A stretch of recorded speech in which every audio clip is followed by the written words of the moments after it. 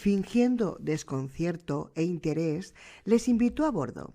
Saltando del muelle a cubierta, el llamado Johnson dijo: «Nos gustaría hacerle unas preguntas, señor Dilworth». «¿Sobre qué?», inquirió Garrison, limpiándose las manos con un trapo blanco. Johnson era un hombre negro, incluso algo lúgubre, macilento y, sin embargo, impresionante. «La Agencia de Seguridad Nacional, ¿dice usted? No creerá que estoy a sueldo de la KGB, ¿eh?» Johnson exhibió una sonrisa fría. «¿Ha trabajado usted para Nora Devon?» Él alzó las cejas. «¿Nora? ¿Habla en serio? Bueno, puedo asegurarle de que Nora no es persona dada a mezclarse en... «Entonces, ¿usted es su abogado?», preguntó Johnson. Garrison miró al joven pecoso, el agente Soames, y enarcó otra vez las cejas como preguntándole si Johnson era siempre tan escalofriante. Soames le miró sin expresión, siguiendo la pauta del jefe. «Adiós», pensó Garrison, «esos dos se han metido en un buen lío». Después de su infructuoso interrogatorio a Dilworth, Lem encomendó una serie de encargos a Cliff Soames. Iniciar los trámites requeridos para obtener un mandato judicial que permitiese pinchar los teléfonos del abogado en su domicilio y despacho, localizar las 3 cabinas telefónicas más próximas a su casa y a su despacho para pincharlas también, conseguir de la compañía telefónica registros de todas las llamadas interurbanas hechas desde el domicilio y el despacho de Dilworth, traer una dotación de la central de Los Ángeles para vigilar durante 24 horas diarias a Dilworth, empezando dentro de 3 horas. Mientras Cliff atendía esas cuestiones, Lem se dio un paseo por los muelles, esperando que los sonidos del mar y la vista sedante del agua en movimiento le ayudasen a aclarar las ideas y centrarse en sus problemas. Solo Dios sabía que él necesitaba desesperadamente esa concentración mental. Habían transcurrido más de 6 meses desde que el perro y el alienígeno escaparan de Manodine, y Lem había perdido casi 7 kilos en esa persecución. No dormía bien desde hacía meses, se interesaba poco en las comidas e incluso su vida sexual había disminuido. «Hay una cosa llamada esfuerzo excesivo», dijo para sí. «Te causa estreñimiento del cerebro». Sin embargo, tal reconversión no le sirvió de nada. Siguió tan bloqueado como una tubería llena de cemento. Durante los 3 meses transcurridos desde que encontrara el Airstream de Cornell en el aparcamiento del colegio, un día después del asesinato de Hockney, Lem había averiguado que Cornell y la mujer habían regresado aquella noche de agosto de un viaje a Las Vegas, Tahoe y Monterrey. En la caravana y la furgoneta se habían encontrado tarjetas de un club nocturno de Las Vegas, recado de escribir de un hotel, carteritas de cerillas y recibos de gasolina adquirida con tarjeta de crédito. Todo ello señalaba cada parada de su itinerario.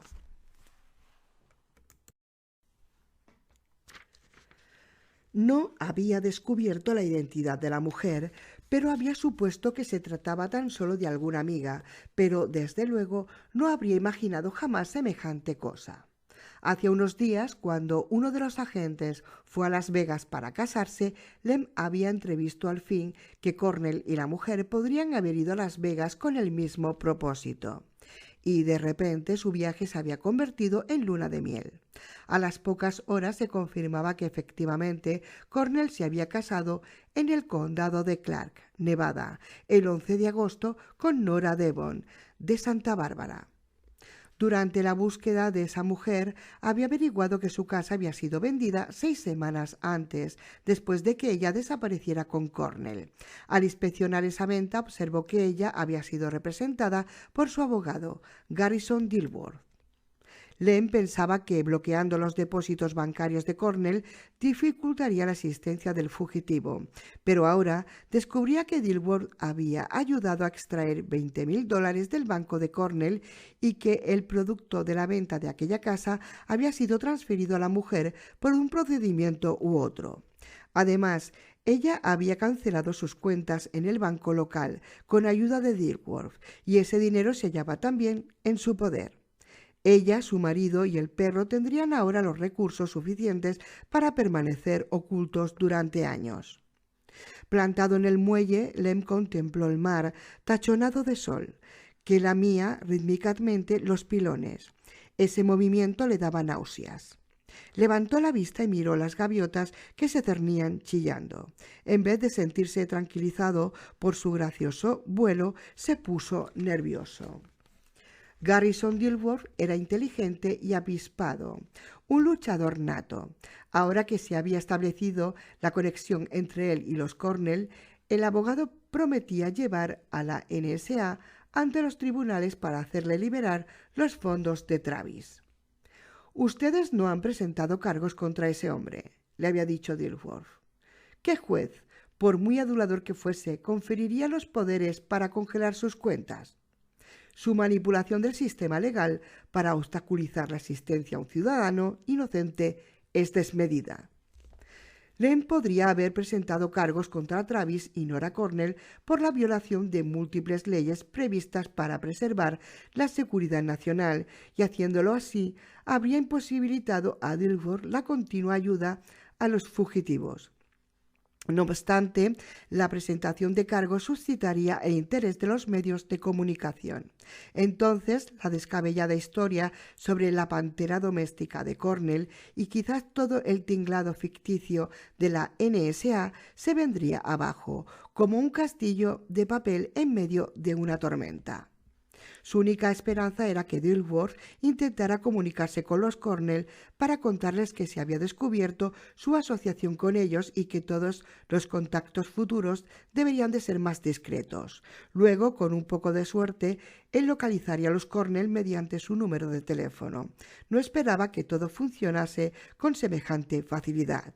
Dilworth no tenía ni un pelo de tonto. Mirando a su alrededor, en el puerto deportivo de Santa Bárbara, Lem intentó sosegarse, pues sabía que necesitaría mucha calma y lucidez para engañar al viejo abogado. Las múltiples embarcaciones de recreo en los muelles, velas desplegadas o recogidas, se mecían con la marea, en tanto que otras embarcaciones con velamen al viento surcaban serenas las aguas hacia el mar abierto y algunas personas en bañador se soleaban en sus cubiertas o tomaban un cóctel muy de mañana, mientras las gaviotas se disparaban como agujas por el entramado blanco y azul del cielo, y otras personas pescaban desde el rompeolas. Era una escena en extremo pintoresca, pero también una imagen apaciguadora con la que Lem Johnson no podía identificarse. Para Lem, la tranquilidad excesiva era una división peligrosa que le distraía de las realidades frías y crudas de esta vida, del mundo competitivo, y cualquier actividad apaciguadora que durase más de 2 o 3 horas le ponía nervioso y le hacía anhelar la vuelta al trabajo. Aquí el relajarse se medía por días o semanas. Aquí, en esas costosas y admirables embarcaciones, se medía por excursiones marítimas de meses, arriba y abajo del litoral, y tan tranquilidad le hacía sudar a Lem, le daban ganas de gritar. Asimismo, tenía que preocuparse del alienígeno. No había habido la menor señal de él desde que Travis Cornell le disparara en su casa alquilada, allá hacia finales de agosto. Hacía 3 meses de eso. ¿Qué habría estado haciendo esa cosa durante los 3 meses? ¿En dónde se habría escondido? ¿Perseguiría todavía al perro? ¿Habría muerto? Tal vez le hubiese mordido una serpiente de cascabel, o tal vez se hubiese caído por un despeñadero. Dios mío, pensó Lem, hazle morir, concédeme esa pequeña oportunidad, hazle morir. Pero él sabía que el alienígeno no había muerto, porque eso sería demasiado fácil. La maldita cosa estaba ahí fuera, acechando al perro. Probablemente habría dominado la imperiosa necesidad de matar a toda la gente que encontraba, porque sabía que cada asesinato atraería a Lem y sus hombres, y no quería que se le encontrara antes de matar al perro. Cuando la bestia hubiese hecho papillas sanguinolentas del perro y de los Cornell, se revolvería contra la población en general para airear su furor, y cada muerte pesaría como una losa en la conciencia de Lem Johnson. Mientras tanto, la investigación sobre los asesinatos de los científicos de Van Odine estaba ahogándose. De hecho, se había desmantelado esa segunda agrupación, NSA. Evidentemente, los soviéticos habían contratado a forasteros para esos golpes y no había forma de encontrar a quienes los habían traído. Un tipo con calzón corto y piel sumamente tostada pasó por su lado y dijo: «Hermoso día». «Como el infierno», dijo Lem. 5. Al día siguiente de Acción de Gracias, Travis entró en la cocina para tomar un vaso de leche y observó que Einstein estaba sufriendo un ataque de estornudos, pero no le dio importancia. Nora, incluso más atenta que Travis en su preocupación por el bienestar del perdiguero, tampoco se dio por enterada. En California, la diseminación del polen alcanza su punto culminante en primavera y otoño. Sin embargo, como el clima permite un ciclo de 12 meses para la floración, no hay ninguna estación libre de polen. Con la vida en el bosque, esa situación se agrava. Aquella noche, Travis se despertó al oír un sonido que no pudo identificar. Alerta al instante, desechando toda sombra de sueño, se sentó en la oscuridad y aferró el rifle que estaba en el suelo, junto a la cama, al tiempo que sostenía el Mossberg. Aguzó el oído y al cabo de un minuto oyó otra vez el ruido. Provenía del vestíbulo de la segunda planta. Salió silencioso de la cama, sin despertar a Nora, y avanzó con cautela hasta la puerta. El vestíbulo estaba equipado, como casi todos los aposentos de la casa, con una lamparilla de noche, bajo cuyo resplandor Travis pudo comprobar que el ruido procedía del perro. Einstein estaba plantado ante la escalera, tosiendo y sacudiendo la cabeza. Travis se le acercó y el perdiguero miró hacia arriba. «¿Te encuentras bien?» Rápido agitar de cola. «Sí». Él se inclinó y revolvió la capa del perro. «¿Estás seguro?» «Sí». Durante un minuto el perro se apretó contra él, complaciéndose con las caricias. Luego se apartó de Travis, tosió 2 o 3 veces más y marchó escaleras abajo. Travis le siguió. En la cocina encontró a Einstein sorbiendo agua de un cuenco. Una vez vaciado el cuenco, el perdiguero se dirigió a la alacena, encendió la luz y empezó a sacar fichas de los tubos de lucita. «Sed». «¿Estás seguro de que te encuentras bien?» «Muy bien, solo mucha sed. Me despertó una pesadilla». Travis preguntó asombrado: «¿Tú sueñas?» «¿Tú no?» «Sí, demasiado». Volvió a llenar el cuenco del perdiguero y éste lo vació de nuevo, y Travis lo llenó por segunda vez, pero el perro se dio ya por satisfecho. Travis pensó que acto seguido el animal querría salir a orinar, pero en vez de eso, Einstein fue escaleras arriba y se instaló junto a la puerta del dormitorio en donde aún dormía Nora. Travis le susurró: «Escucha, si quieres entrar y dormir junto a la cama, puedes hacerlo». Eso era lo que Einstein quería. Se acurrucó sobre el suelo, en el lado de la cama correspondiente a Travis. En la oscuridad, Travis pudo alargar el brazo y tocar el rifle y a Einstein con toda facilidad, y le tranquilizó más la presencia del perro que la cercanía del rifle. 6. El sábado por la tarde, 2 días después de Acción de Gracias, Garrison Dilworth subió a su Mercedes y se alejó despacio de su casa. Una vez recorridas 2 manzanas, tuvo la certeza que la NSA le había asignado un espía. Era un Ford verde, probablemente el mismo que le siguiera la tarde anterior. La escolta se mantenía a buena distancia y era discreta, pero él no era ciego. No había telefoneado todavía a Nora y a Travis, y el hecho de que le siguieran le hacía sospechar que sus teléfonos estaban también pinchados. Podría haberlos llamado desde una cabina pública, pero temía que la NSA espiara la conversación con un micrófono direccional o cualquier otro artificio de alta tecnología. Si ellos conseguían registrar el tono de cada botón que él pulsara al marcar el número de los Cornell, podrían traducir fácilmente esos tonos en cifras y averiguar el número de teléfono de Big Sur. Así pues, tendría que recurrir al engaño para comunicar sin temor con Travis y Nora.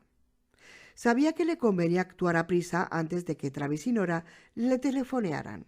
Con la tecnología del mundo moderno a su disposición, la NSA podría localizar la llamada hasta sus orígenes antes de que él lograra advertir a Travis que la línea estaba manipulada. Por tanto, a las 2 en punto de aquella tarde, y escoltado por el Ford verde, Garrison se dirigió a casa de Della Colby, en Montecito, para llevarla hasta su embarcación, el Amazing Grace, y pasar una tarde de descanso al sol. Eso era, al menos, lo que ella había dicho por teléfono. Della era la viuda del juez Jack Colby. Durante 25 años ella y Jack fueron los mejores amigos de Garrison y Francine, hasta que la muerte desbarató ese grupo de 4. Ahora Della y Garrison habían perpetuado esa amistad íntima. Cenaban juntos con frecuencia e iban a bailar, a pasear y a navegar juntos. Al principio sus relaciones habían sido exclusivamente platónicas. Eran solo viejos amigos que habían tenido la suerte o desgracia de sobrevivir a los que más querían, y ambos se necesitaban uno a otro porque compartían buenos ratos y recuerdos que perderían mucha importancia si no hubiese nadie con quien rememorarlos. Un año antes, cuando se encontraron juntos en la cama sin darse cuenta apenas, quedaron estupefactos y abrumados por la culpabilidad. Se sintieron como si hubiesen engañado a sus respectivos cónyuges, aunque Jack y Francine hubiesen muerto hacía años. La sensación de culpabilidad pasó, claro está, y ahora ellos agradecían la mutua compañía y el apasionamiento sencillo que había iluminado inesperadamente sus últimos años otoñales. Cuando Garrison se detuvo ante la entrada de Della, ella salió de la casa, cerró la puerta principal y corrió hacia el coche. Se había puesto zapatos marineros, pantalones blancos, suéter de rayas azules y blancas y una chaquetilla.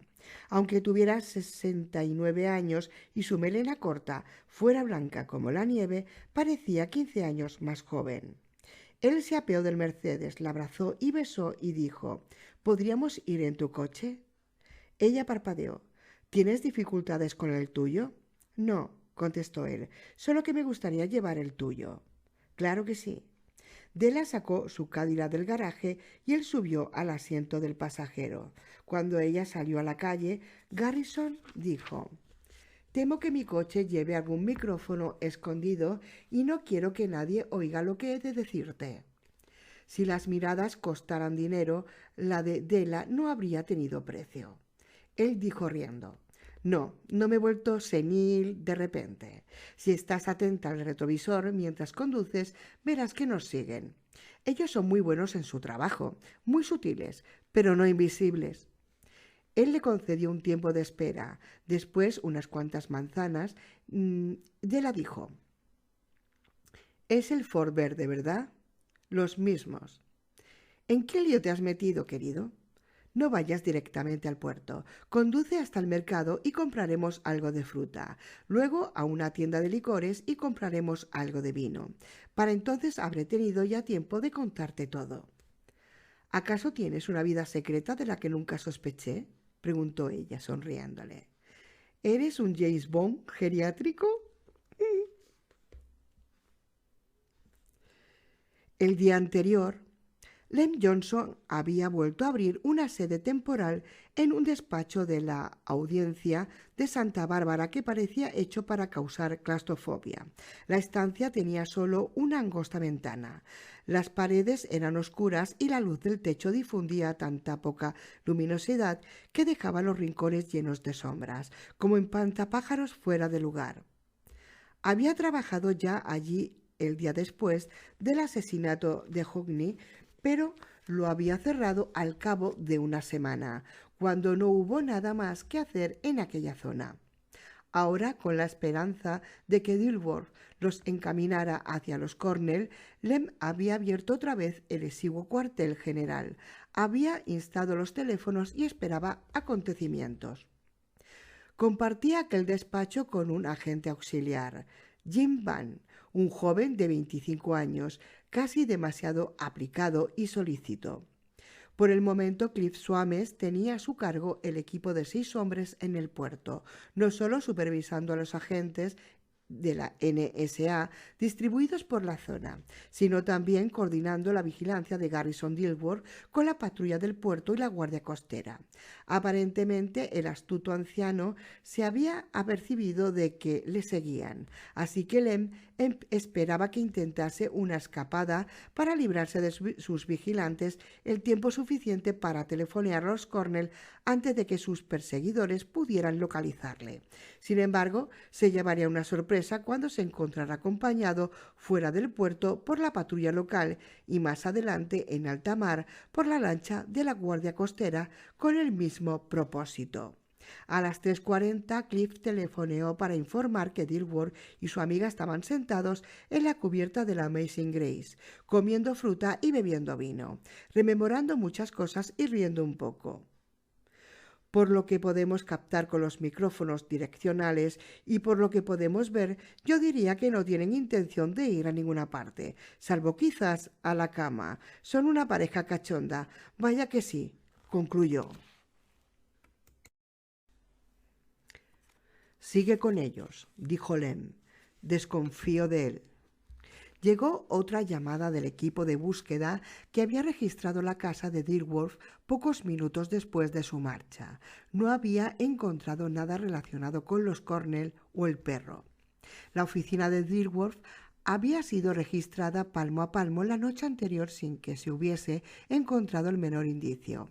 Asimismo, un estudio detenido de sus llamadas telefónicas registradas no sacó a la luz ningún número de los Cornell, y si él les hubiese llamado tiempo atrás, lo habría hecho siempre desde una cabina pública. Un examen de su tarjeta de crédito AT&T no revelaba tampoco llamadas de ese tipo, y si él hubiese usado una cabina pública, no habría puesto la llamada a su cargo, sino al de los Cornell, no dejando el más mínimo rastro, lo cual no era una buena señal, ni mucho menos. Evidentemente, Dilworth había sido sobremanera cauto, incluso antes de saber que se le vigilaba. El sábado, Travis, temiendo que el perro pudiera haber contraído un resfriado, lo tuvo bajo observación, pero Einstein estornudó solo un par de veces y no tosió nada. Parecía estar en forma. Aquel día una compañía de transportes entregó 10 cajones que contenían todos los lienzos acabados de Nora que habían quedado en Santa Bárbara. 2 semanas antes, Garrison había enviado las pinturas a su nueva casa, utilizando las señas de un amigo como remitente para asegurarse de que nadie establecería una relación entre él y Nora Ames. Ahora, Nora quedó extasiada al desembalar y desenvolver los lienzos, formando verdaderas montañas de papel protector en la sala. Travis sabía que ella había vivido para aquel trabajo durante muchos años y el tener consigo otra vez sus pinturas no significaba solo una gran alegría, sino también probablemente un incentivo para ocuparse con renovado entusiasmo de sus nuevos lienzos en el dormitorio reservado para ella. ¿Quieres telefonear a Garrison para darle las gracias?, preguntó él. Sí, por descontado, exclamó Nora, pero primero acabemos de desembalarlos y asegurarnos de que ninguno ha sufrido daño alguno. Apostados en el puerto y pasando por propietarios de yates y pescadores, Cliff Soames y los demás agentes de la NSA vigilaron a Dilworth y de la Colby, y cuando el día declinaba los espiaron con medios electrónicos. Llegó el crepúsculo sin que se observara ninguna indicación de que Dilworth intentara hacerse a la mar. Pronto cayó la noche, pero el abogado y su compañera siguieron sin hacer el menor movimiento. Media hora después de que anocheciera, Cliff Soames se cansó de fingir estar pescando desde la popa de su yate deportivo, el Chevilee de 20 metros, amarrado 4 gradas más allá del de Dilworth. Ascendió los escalones hasta la cabina del piloto y cogió los auriculares de Hank Corner, el agente que estaba escuchando la conversación de la vieja pareja mediante un micrófono direccional. Aguzó el oído.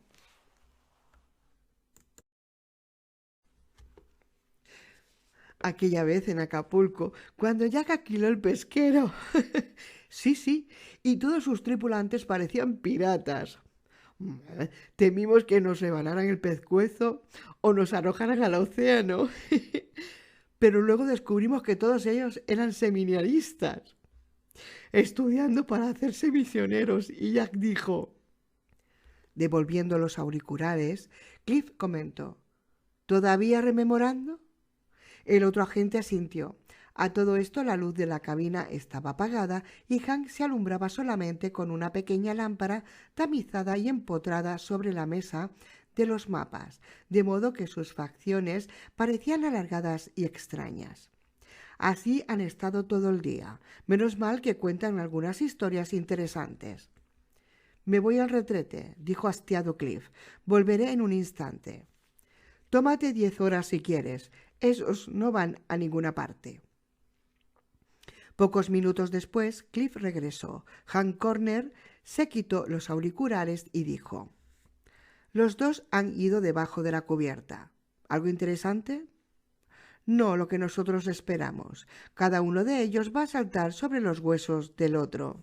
Ah. Caray, Cliff, yo no quiero escuchar esto. Escucha, insistió Cliff. Hank se puso un auricular al oído. Caray, se están desnudando uno al otro y ambos son tan viejos como mis abuelos. Esto es muy embarazoso. Cliff suspiró. Ahora están silenciosos, dijo Hank, mientras se extendía una expresión de disgusto por toda su cara. De un momento a otro comenzarán a gemir, Cliff. Escucha, insistió Cliff.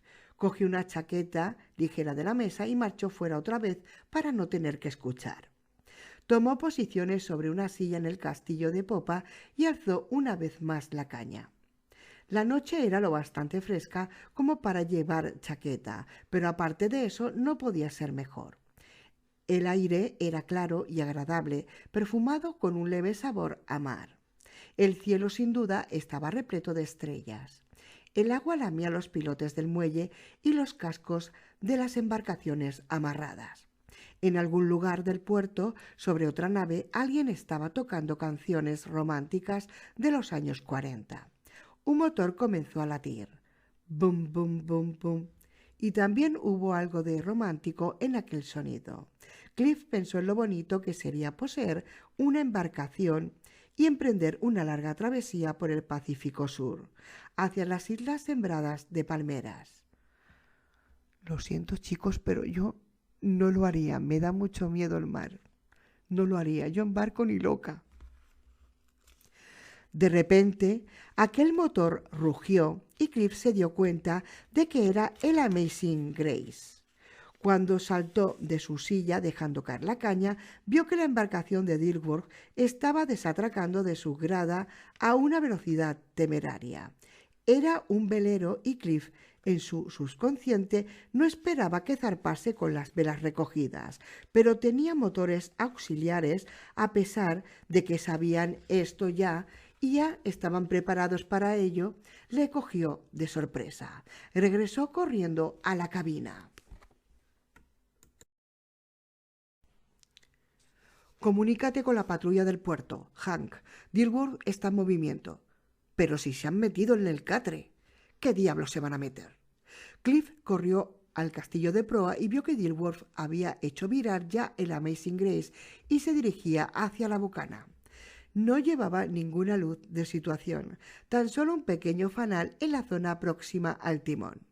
Por los clavos de Cristo, en realidad estaba intentando escaparse. Cuando los dos hubieron desembalado los 100 lienzos, colgaron unos cuantos y metieron el resto en el dormitorio sobrante. Estaban hambrientos. Probablemente Garrison estará almorzando a estas horas, dijo Nora. No quiero interrumpirle. Si te parece, telefonearemos después de comer.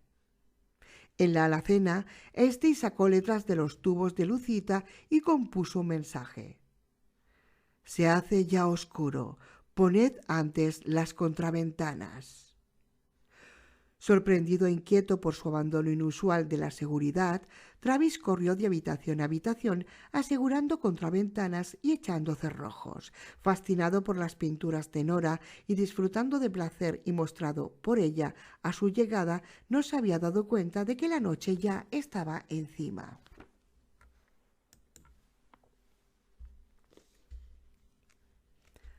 A mitad de camino hacia Bocana y esperando que a esa distancia el rugido del motor les protegiera de los espías electrónicos, Garrison dijo: «Llévame junto al extremo exterior del rompeolas septentrional, a lo largo del canal». «¿Estás seguro de lo que haces?», dijo preocupada Della. «Ya no eres un adolescente». Él le dio una palmada en el trasero y dijo: «Soy mejor que eso». «Soñador, que eres un soñador». Él la besó en la mejilla, se adelantó hacia la borda de estribor y se preparó para la zambullida. Llevaba un bañador azul marino. Debería haberse puesto la indumentaria de submarinista porque el agua estaba helada. No obstante, creía poder nadar hasta el rompeolas, doblar la punta del mismo y salir por el lado norte sin que le vieran desde el puerto, y hacer todo eso en unos pocos minutos para que la temperatura del agua no le robase demasiado calor al cuerpo. «¡Tenemos compañía!», le gritó Della desde el timón. Él volvió la cabeza y vio que la embarcación de la patrulla portuaria había zarpado del muelle sur y se dirigía hacia ellos por la banda de babor. «No pueden detenernos», pensó. «No tienen ningún derecho legal». Así y todo, tenía que zambullirse antes de que la patrulla virara y ocupara posiciones de estribor. Entonces le verían saltar por la borda. Mientras se mantuviera a babor, el propio Amazing Grace ocultaría su partida y la estela fosforescente del velero encubriría los primeros segundos de brazadas en torno a la punta del rompeolas, lo suficiente para que la patrulla estuviera todavía pendiente de Della.